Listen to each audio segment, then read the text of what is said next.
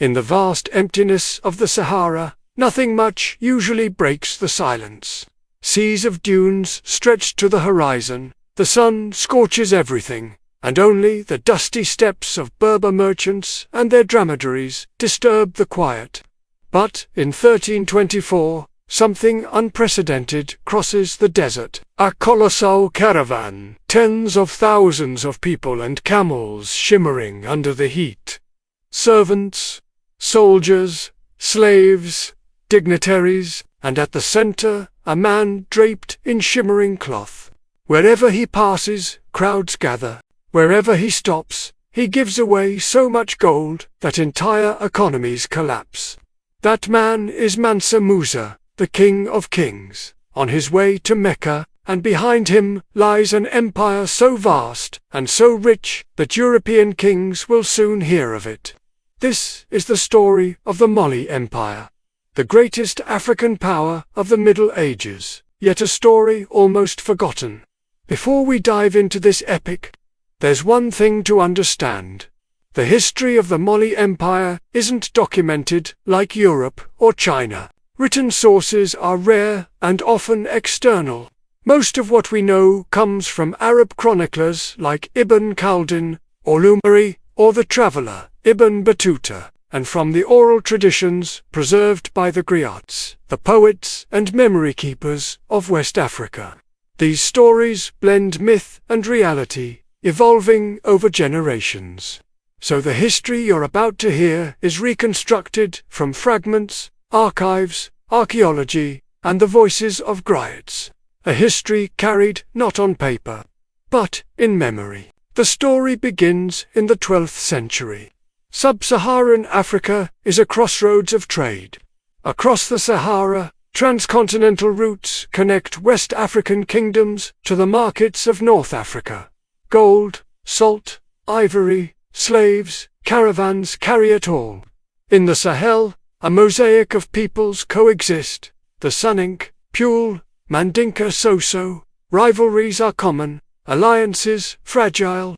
The first great regional power is the Kingdom of Ghana, dominant in the 10th century thanks to its gold mines and control of trade routes. But by the 11th century, it collapses under internal struggles and invasions by the Almoravids. A new threat rises, the Kingdom of Soso, led by the ruthless king Sumaro Kwante, a figure wrapped in legend and feared for his cruelty and supposed magical powers. Sumaro conquers Ghana and seeks more. He wants the gold of the Mand, homeland of the Mandinka people. This conquest sets the stage for the rise of a prince who will change everything. Sundiata Keita, the child of destiny. According to oral tradition, he was born weak, unable to walk, mocked by his family. Yet, at age 7, he miraculously stood for the first time, symbolizing a destiny greater than himself. But when his father died, Sundiata was exiled. Meanwhile, Sumaro's oppression grew unbearable for the Mandinka. Desperate, the chiefs remembered the exiled prince and called him back. Sundiata returned, not as a broken child, but as a leader. He united rival clans and kingdoms, forming an unprecedented coalition. In 1235, at the Battle of Kirin, a legend says Sundiata discovered Sumaro's magical weakness and defeated him with an arrow tipped with a white rooster's spur. Sumaro fled and vanished into the mountains. The Mandinka were free. From this victory, the Mali Empire was born. Sundiata united the Mand under his rule and took the title Mansa, King of Kings. He gathered chiefs, nobles, warriors, and griots to proclaim the Kurukan Fuga, an oral constitution establishing laws, justice, castes, and succession rules, one of the earliest known charters of human rights in Africa. He expanded Mali across former Ghanaian lands, seized gold-producing regions, pushed east toward Gao, and west toward the Atlantic. The empire became a federation of provinces, each governed by a Pharaoh, loyal to the Mansa but retaining local autonomy. When Sundiata died around 1255, He left behind a solid political structure and a unifying legend. After Sundiata, the empire saw competent rulers like Mansa Wali Khan consolidated power and became the first Malian ruler to perform the pilgrimage to Mecca. Islam, already present among elites, grew in influence, coexisting with traditional animist beliefs.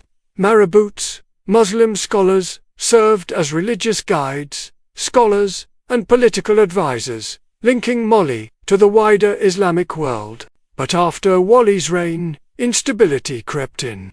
Weak rulers, internal disputes, and a power vacuum led to the rise of Saqqara, a former slave who seized the throne and restored order through military strength. He expanded the empire and performed the pilgrimage, but was assassinated on his return.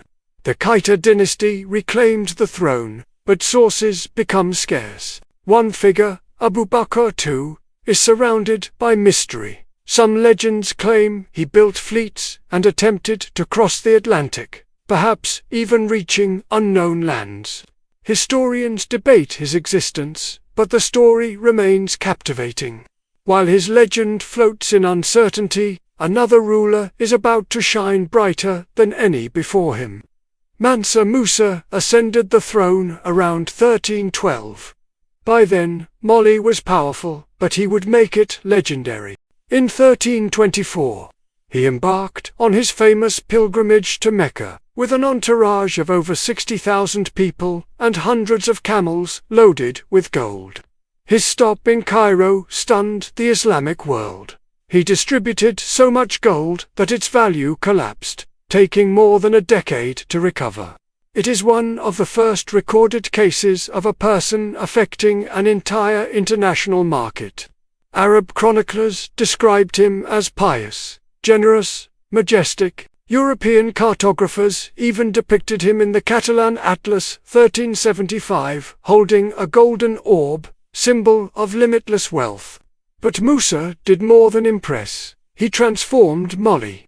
He brought scholars, architects, and artisans back from the Muslim world, leading to the construction of iconic buildings, the University of Sankara, Timbuktu, the Great Mosque of Jen, the Jingaraba Mosque, Timbuktu, flourished as a global center of Islamic learning, attracting scholars from Cairo, Baghdad, and beyond. Malian gold became coveted by merchants from Venice, Genoa, and Granada. Under Mansa Musa the empire reached its golden age, wealthy, stable, and culturally radiant. But even golden ages cast long shadows. After Musa's death around 1337, the empire slowly weakened. His son Mansa Musa ruled briefly, followed by his brother Mansa Suleiman, who maintained stability for a time. But after Suleiman, succession crises multiplied. Civil wars, weak rulers, and rebellious provinces chipped away at imperial unity. The Jolif Empire broke free. Other vassals followed. Meanwhile, a rival power was rising in the east, the Songhai. In 1468, their king Sunni Ali seized Timbuktu and Jen, depriving Mali of its economic lifelines.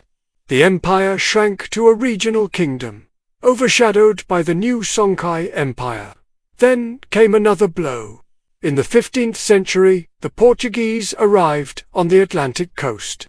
Trade shifted from the desert to the sea. Faster, cheaper, more profitable. Interior empires like Mali lost influence as coastal states grew rich.